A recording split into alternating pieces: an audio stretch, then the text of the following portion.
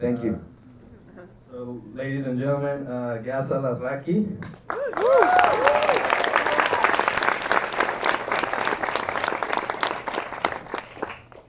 So thank you for coming, guys. Welcome back to your school. And I guess the first thing a lot of people here want to know, what was your experience studying here at USC? As a student of film critical studies, I believe. Were there times of doubt? You ever thought, maybe I'm not going to make it, too much competition, etc.? What were your first encounters with rejection? And in what ways did USC help you accomplish what you have done today? Well, for starters, USC was a dream come true for me. I started studying in the Ibero-American University in Mexico City for 2.5 years, and I got really frustrated with something that really did happen, which is that many unhappy students could actually fire their teachers from the class. And one day when they actually got together and kicked out one of the only teachers I was enjoying that semester, I realized that I really did need to leave. And when I came here... You were studying communications? Communications in the Ibero-American University, and I had already studied at NYFA those 6 weeks. There was a clear contrast between the depth of study that the NYFA had compared to the overall view that communications in Mexico had. So I knew that I needed to leave. I applied for USC and UCLA and Boston University, and I only got accepted into USC, which was great because it was my first choice. And when I came here, for me, it felt like I was finally where I should be. There was a moment when George Lucas came to speak that we stood in line for something like 5 hours before he got in there. And the new Braveheart DVD was out, and me and all the students were talking about the voiceover and the director's commentary in Braveheart. And it dawned on me that I was actually talking with a whole bunch of people who were not talking about, oh, I love that movie. It was like, did you realize how he said in the director's commentary that they did it? And I was like, yeah, I'm a geek, and I am surrounded by geeks, and this is where I should be. I mean, this true, in-depth love for film was something I didn't have in Mexico. So. And what about self-doubt moments during the school year where you were like, I see a lot of, because film, Hollywood, even in Mexico, it's a very competitive field. And a lot of people always, it's on the back of their minds, am I going to end up for 20, 30 years as a waiter before I can, get a gig at a commercial or a small film? Was it ever in the back of your mind? No. I was actually sort of gambling on becoming a commercial director for advertising, and let that be my income. Okay. And that would sort of those would be the stepping stones for eventually doing film. And during that time, I thought I might even do TV or whatever I could, and I knew that the level of preparation in Mexico wasn't all that strong as compared to what you would get in USC. So my guess would be that if I paid my dues for a while in Mexico, I might actually get some gigs directing other things before I made it into film. And one of the things that struck me was that while for me it felt like I finally made it to where I wanted to be, a lot of the students were a bit confused whether they really wanted to be here, and for many it was like it was for granted, and for me it was like I got a second chance to finally be where I wanted to be. So I was just trying to pursue every opportunity I could here. So let me ask a bit about the movie. So you chose to depict 3 caricatures of today's Mexican high society. Amire, or Mexican Junior, who's basically, someone who spends his daddy's money, wears designer clothes, spends his night ordering overpriced bottles at clubs. Niña Bien, or Fresa, a female version of Amire. A jab. Yeah. Jewish American princess. Exactly. Very bitchy, uncaring, not very bright, snobby, and a hipster. Who everyone gets the idea. He wears alternative clothes and does alternative activities like yoga because he thinks it's going to make him look cooler. So what was the process like for selecting and crafting these caricatures? Are these people you know, people you grow up with? Are they, you know, you come from you come from a wealthy family. Are these the type of friends you hang out with? How was the process of selecting this? Well, I think that for starters, they are archetypes that have been present forever. I mean, for the junior in its origin, he's just like your typical prince. That his father's the king, and this guy never knew what his father really needed to do to keep the empire. So the prince just gets all these opportunities the father wished he could have. When he was a kid, gives it to his kid. The kid has no idea how much on a plate everything is set up for him.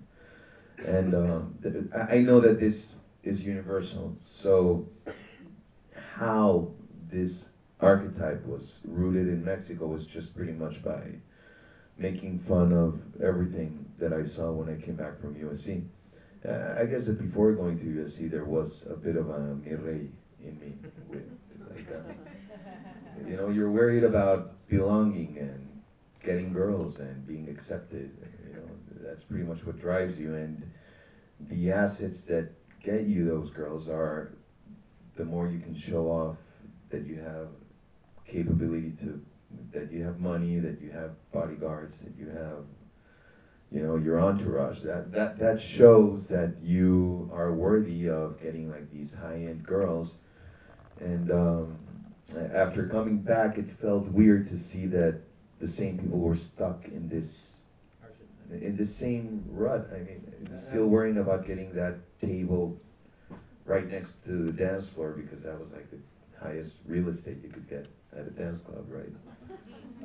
So the film is partly based, inspired on El Gran Calavera, which is a Luis Buñuel film. So I want to ask you, how did you come across the idea for kind of like a modern adaptation? And Buñuel mocks Mexican 1940s, 50s high society with this film. So I want to ask you, do today's elites have many of the similarities with that the elites had back then? And did you notice this when kind of doing a modern adaptation of this? Well, like I said before the screening, there was this idea of pitting the rich against the poor in the different plots that I had been writing out. So this had been the 8th screenplay, and I was looking, and at that moment, All About My Mother was a very big film that was actually referencing All About Eve in the text. So I wanted a film that could be referenced in the movie that I was writing, which would reflect this theme of a snobby girl arcing from. And then you came across. And that's when I came across the Great Madcap, or El Gran Calavera, and I was seeing it. And the first half, I didn't think that I could actually use, or that it could work. But when I saw the second half, I was like, "There's a movie there," and it's much more entertaining than what I'm doing. So I trashed that script too, and I took that idea to Warner Brothers in Mexico, and we got it going. So Gus, you've stated to the press that Mexican auteur cinema or art house cinema is not connecting well with Mexican audiences. So do you think Mexico needs a Hollywood approach for its film industry to thrive? Yeah, pretty much, yeah. I mean, you know, Mexico gets so heavily influenced by the U.S. that Televisa is constantly grabbing Avatar and showing our big premiere of Avatar. So our audience they see it dubbed in Spanish, but they're used to that level of manufacture on the photography, the editing, the sound effects. So those are values that, as in most of the things that happen to a lot of the middle class in Mexico, that they really look up to, you know, those standards. And I guess that Hollywood filmmaking is pretty much built on classical storytelling, you know, like classical narrative storytelling. From the beginning, they adapted classical books, and just sticking to that structure would be something that would appeal to bigger audiences. So a formula. No, structure. Structure. 3 acts, you know, first 3 acts. Establish your characters, the place. Stick to a genre, not blockbuster video genre like a comedy or a western, but you know, like the good old Monster in the House, the Genie in the Bottle, the rite of passage, you know, the in the search of the Golden Fleece. On that note, there's rumors that there's going to be a Hollywood remake. Is that going to happen? Depends on Warner Brothers. Have you been in talks? Yeah, we are. Would you be directing? No, I'm. Who would you like to see direct and star in the film? Jason Reitman. I would love to see Jason Reitman direct it, and I would love. For the characters of Abby and. I would love to see for the father, Michael Douglas. And for the kids, I don't know. As in Mexico, I didn't know I needed to cast a lot of them. I mean, you're a guy who comes, your father's a big publicist in Mexico. You worked a lot in publicity. And since this event centers on soft power, I want to ask you, do you think Mexico's national cinema is the country's best publicity abroad? Or does it serve more as a mirror for self-reflection and self-criticism? More than for Mexico, I think that is a role of cinema. It's the conversation that you establish with society, you know, and it's always been great to see that most films around the world are engaging in a conversation with its audience. You know, sometimes they are ahead of the curve, and they show something that suddenly the society catches up to what that movie is showing, or sometimes it's the other way around. Something is happening, and the movie just holds a mirror up to it, and it strikes a chord. So, for me, film plays a big role in that conversation in general, and it is a window for the world, and a way for other countries to see your country. Also, another kind of political question. Here in the States, Mexicans, minorities, we complain a lot about discrimination. But I think your movie touches on a particular type of discrimination, which is discrimination within Mexico, from Mexicans to Mexicans, from rich to poor, and vice versa, from different skin tones. Can you comment a bit on that? Because I think that's a big theme in the film. Yeah, it's the class struggle, the different skin tones, how we just the elites kind of look down on if you're brown, you're poor, Yeah, and that's the central theme to the film. Pretty much, I was very clear with the extra director of extras that the main focus of this film is that I want brown people serving blonde people, and that should be very clear because Mexico's history is pretty much a conquered country that did not kill their indigenous populations, that they enslaved them. And even though we've had an independence war, a revolution, and now like this political class on top of it, the needle for social mobility it hasn't changed. It's still there. So for me, it's fascinating to see that. If you travel further south in Latin America, in Argentina and different countries like that, they killed their indigenous populations. So Mexico is a phenomenon as where you still see European society and their descendants being served by the indigenous population. It's still there. So wealth is distributed that way, and racism is not necessarily the condescending American, like, hey, Southern thing. It's more like a common prejudice. It's the way we understand it. It's between the lines, more or less. It's pretty much the way it is. Okay. So will you be going back to Mexico? Will you be staying in Hollywood? Do you aspire to come here and live here? I know your baby was born here. Or are you want to direct more national films? What's your next project? As a director, I want to do both. I want to. The world market is fascinating, and the chance to work with international stars is so appealing. I'm asking you because big filmmakers once they make it, Guillermo del Toro, Alejandro González Iñárritu, Cuarón. Once they're here or they go to Europe, they never come back. So I think there's what they would say in Mexico, a fuga de cerebros or a fuga de artistas. Basically, we're exporting all our artists, all our filmmakers. They're gonna make Hollywood films, and it's very rare they ever come back in their lifetime and direct another national production. So what's your story then? I'm coming back to Mexico, by all means.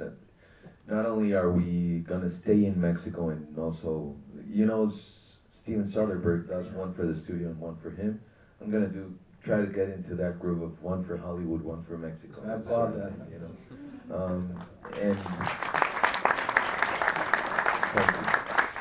And the other thing that I'm doing is I partner up with Leonardo Cimbron, who produced the film, and now he's running my company in Mexico, so that I can have that flexibility of going back and forth with the idea of building a road from LA to Mexico, where we can start.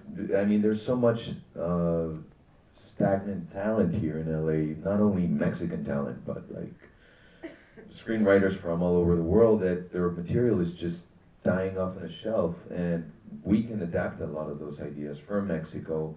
We can develop new writers in Mexico that can start to learn by hands-on adapting films that we find here, and make them with a Mexican identity. Find something that will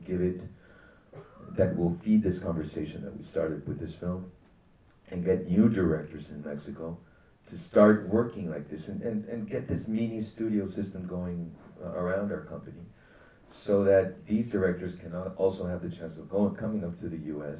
and that there's a two-way street.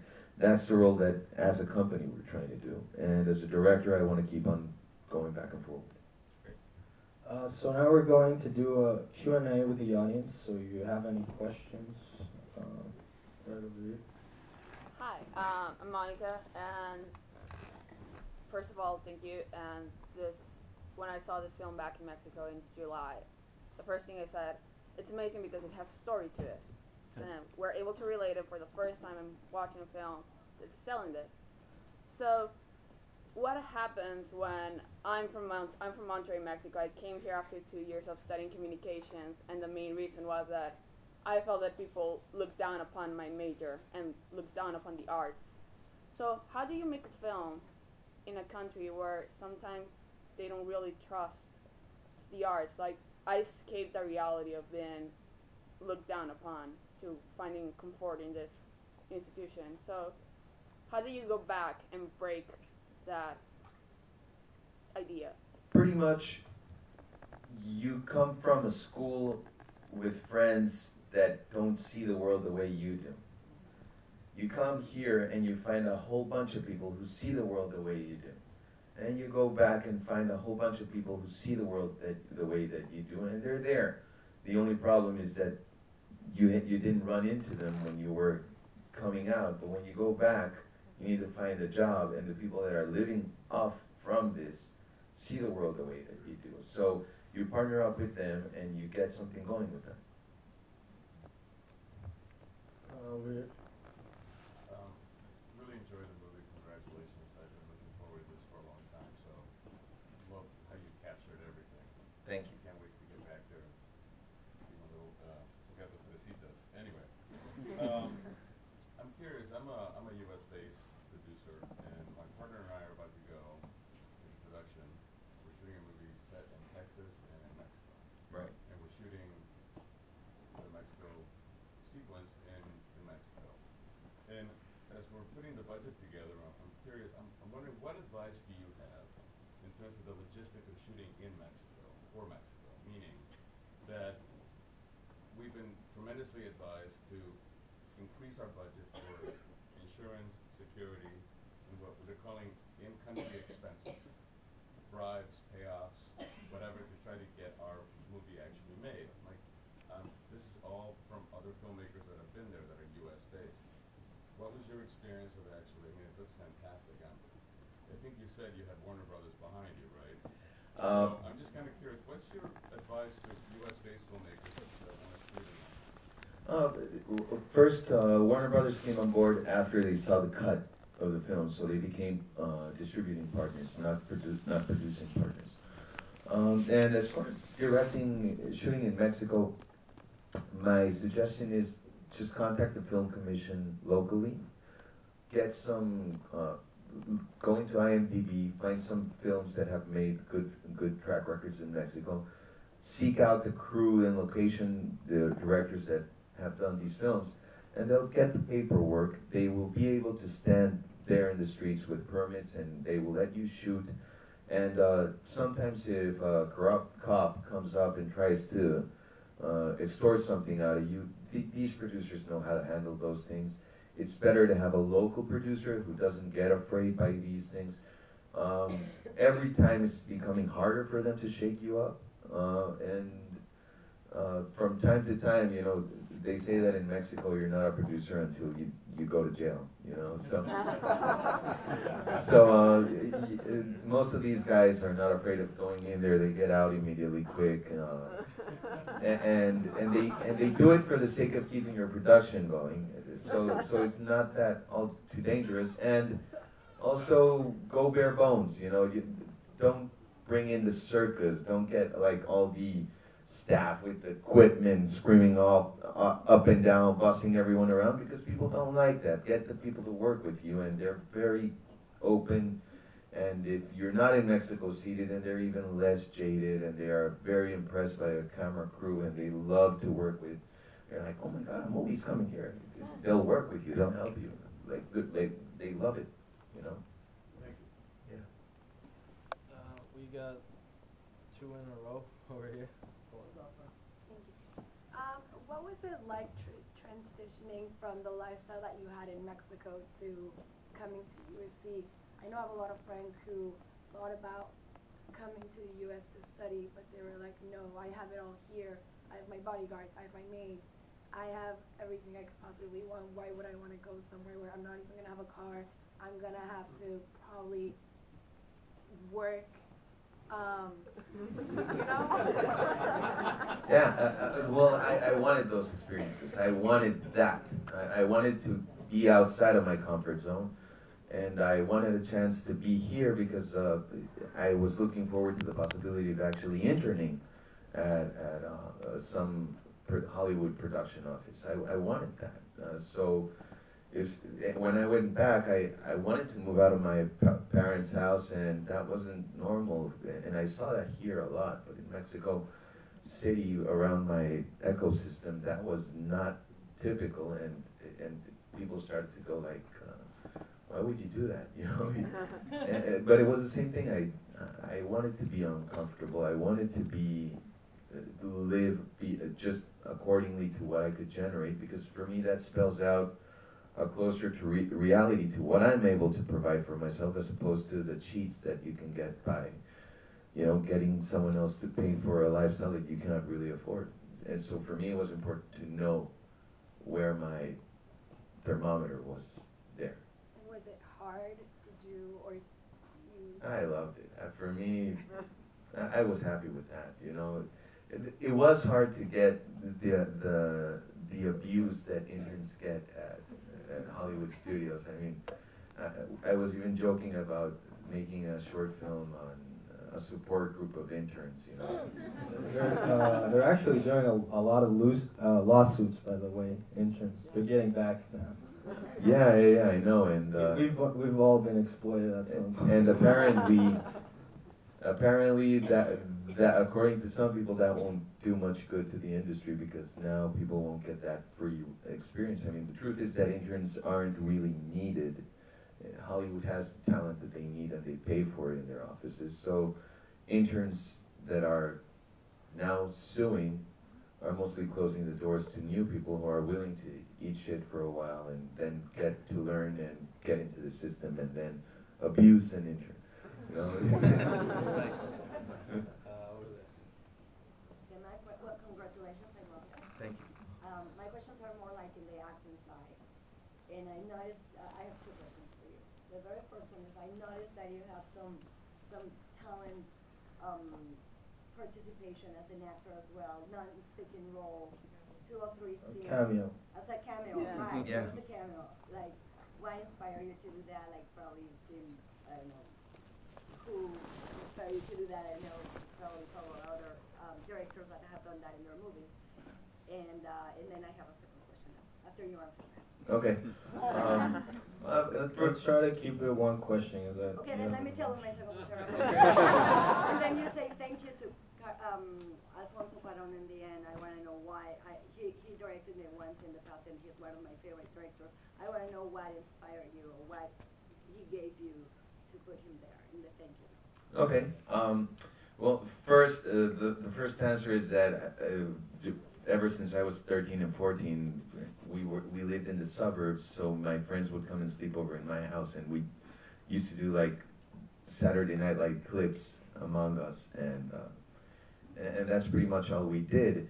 And then we would show it to our parents, and they would bust a gut laughing. So when I was making a movie, it only felt natural for me to put in all my friends in there. So my wife is the guy that stops like the villain, going like, "Hey, why didn't you call me?" And he just kisses the golf ball and gives it to her. My dad is the dean. My brother is the other guy that is like disappointed that his friends won't support Javi. My mother-in-law is flirting with Charlie in the yoga class. I mean, I had all my family. My mom is the girl that won't hire Barbara when she's asking for the knockoff clothes shop. You know? So I just had my parents in there because I really never thought that I was going to make a movie that was so big. For me, it was like, if I'm getting a chance to make my movie, I just want to bring in my friends and run with it and have fun like that, you know, and it was fun for me to make fun of myself by playing a Amire. I mean, there is a reference there, you know. And I put Alfonso Cuarón, but I also put so many other directors because they influenced this film pretty much. All of them did. Drew Casper, and my roommates that talked endlessly about film. So it felt right to give that credit, you know. Even Eddie Murphy from the 80s. So we have a question right here in the back. Yep. Hi, thank you for coming. I would like to go back more to the soft power side of the conversation. How do you feel about the idea of the changing of identities and what we call Mexicanidad with these movies showed in the international sphere? How does that change international audiences' ideas of Mexicans as, you know, the mariachi or the ranchero? How do you think this portrays now the new Mexican society, the 21st century Mexican society? Well, I think that basically, you know, Mark Twain gave an identity to the South.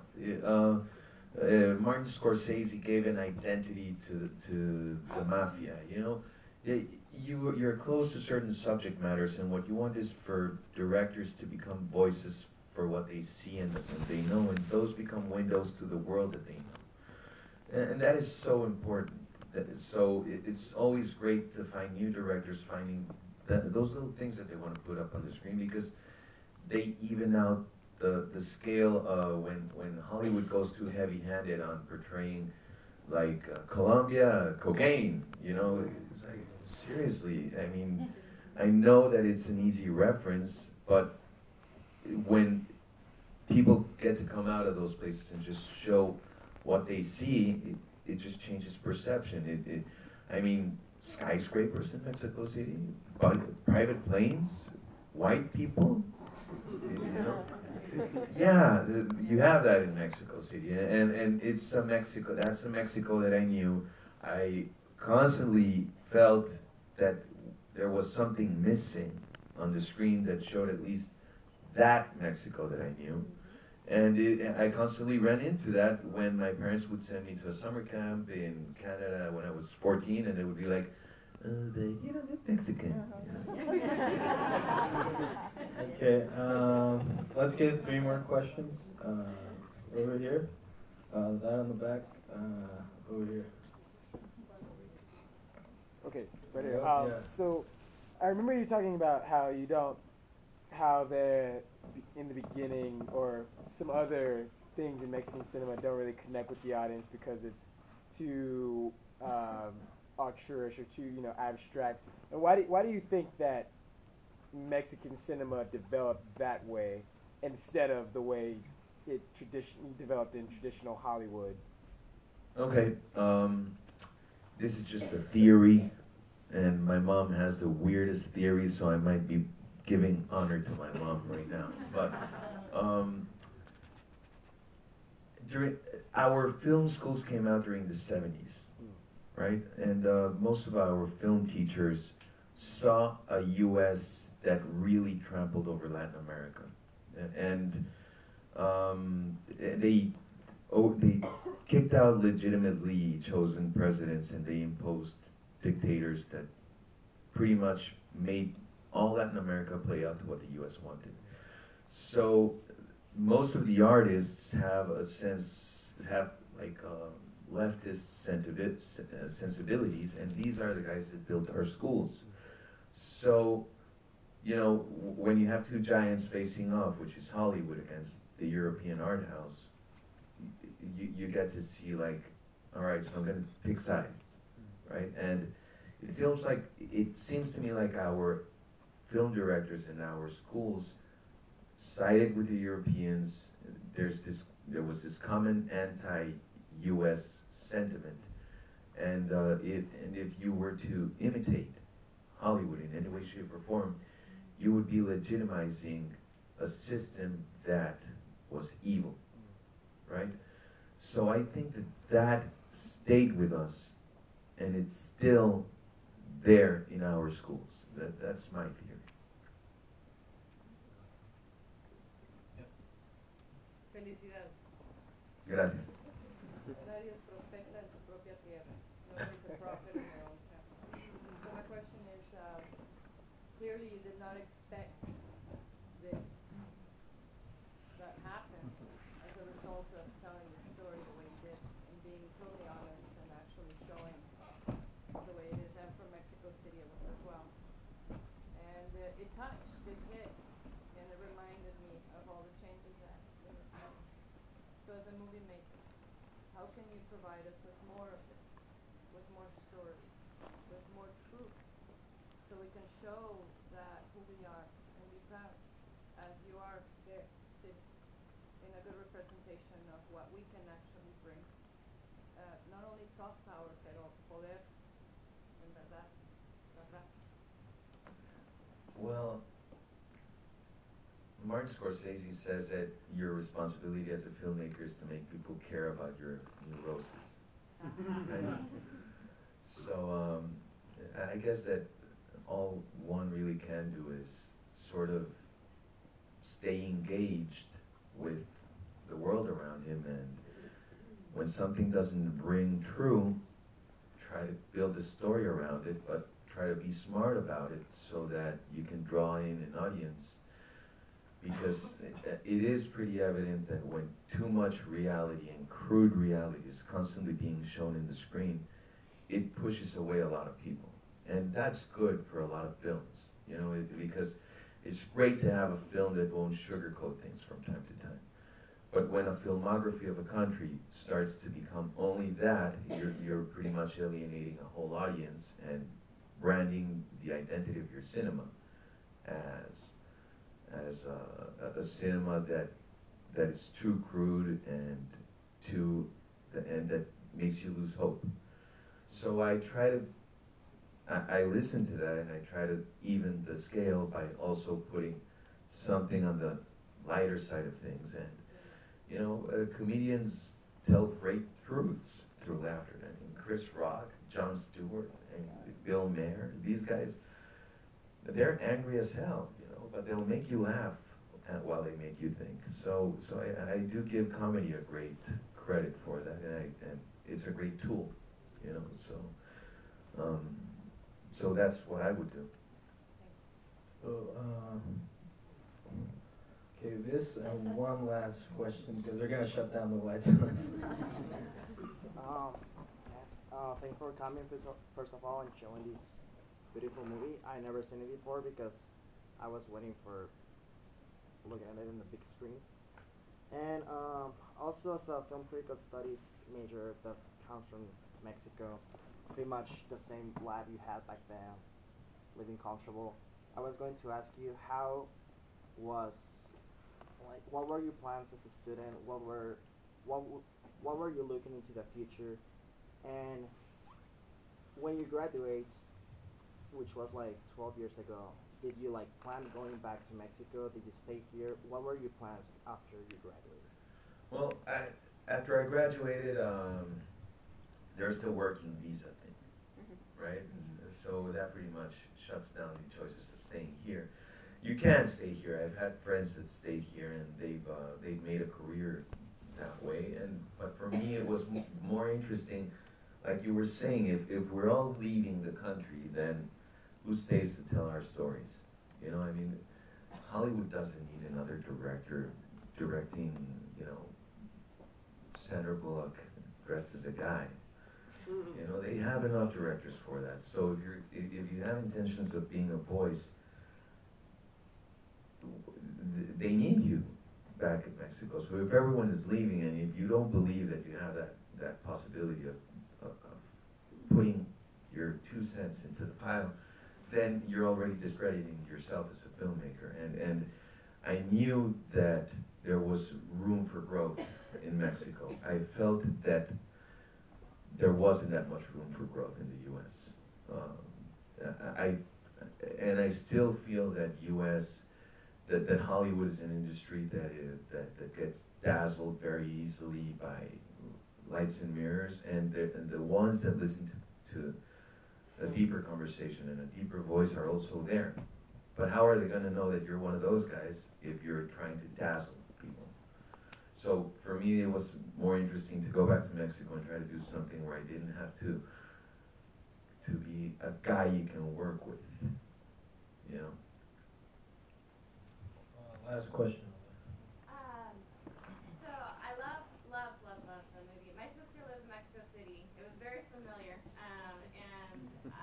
I guess my question could be about distribution, but it's really about reaching people because I would love to recommend it to all my friends, but good thing my boyfriend's a Trojan, or who the heck knows how I would have seen it. So could you talk about that part of the equation and attracting all my white friends to see a movie in Spanish? Because if they see the remake, it won't be about Mexico. Exactly. When is it coming out in the U.S.? The film is coming out on November 1st. We're doing the premiere on La LIF, Latino International Film, LA Latin International Film Festival. We're the closing film for the festival on October 14 at the Orpheum. So it's going to be, we're going to try to make it as big as possible. The distributor fears that since it's already out in DVD in Mexico, a big chunk of the audience already saw it. So they call it that the tire is flat. So they don't know how much air is out of the tire, and they fear putting all the money that pulling strings or instructions not included put into the film because nobody had seen it yet. Nevertheless, it'll be opening in AMC theaters around the country. It won't be a big saturated splash where you'll be able to see it everywhere, but you know, Google will tell you where. And if it plays out well, then they might actually start to plug in more films, which leads us to something really interesting. First, if Sony Picture Classics would have jumped on it quicker, then they would have been out in theaters before we were out on DVDs. But they had this big conflict of saying, you know, it's well-rounded, it's this great story, it's not a Hollywood film, but it is a Hollywood film, and that's not what we do, you know. So we don't know how to market this. Do we market this for the Latinos in the U.S. because that is something we don't know how to do, or do we reach the indie crowd, which is weird to market because it's a Hollywood movie, but it's in Spanish. There was this big confusion that did not allow Sony Pictures Classics or Samuel Goldwyn to actually pick it up for distribution. So a long time went by before even Pantelion passed, because they were like, you know, we have an output deal with Univision, and there are no big names that the Latino crowd can see, so we don't have that hook. So one of the partners from Pantelion, who had Panavision, was like, I'll take it. And even he is like trying to figure it out. So his strategy is, all right, let's do the obvious. We'll go for the Latino market. Let's give an exclusive to AMC for the first 2 weeks, and then if we get enough momentum and press and stuff, we'll do a second run for the indie market in the U.S. I'm trying to focus on those limited cities like the Angelica Theater in New York, but it's an experiment. Nobody knows what to do with this, you know. It happens. Well, I want to thank you for coming, guys.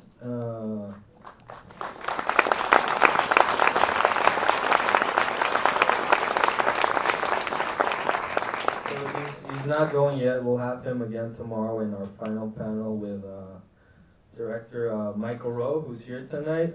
Michelle Franco was over there, but I think he went to the bathroom or something. and Eugenio Derbez will also be our final panel. And tomorrow we'll be screening Instructions Not Included, Leap Year, Año Bisiesto, and After Lucia, Después de Lucia. And then we'll have our final panel. So I hope you guys can come watch the films and then come at night to, you know, discuss some of the more political aspects of film. So thank you for coming. Thank you.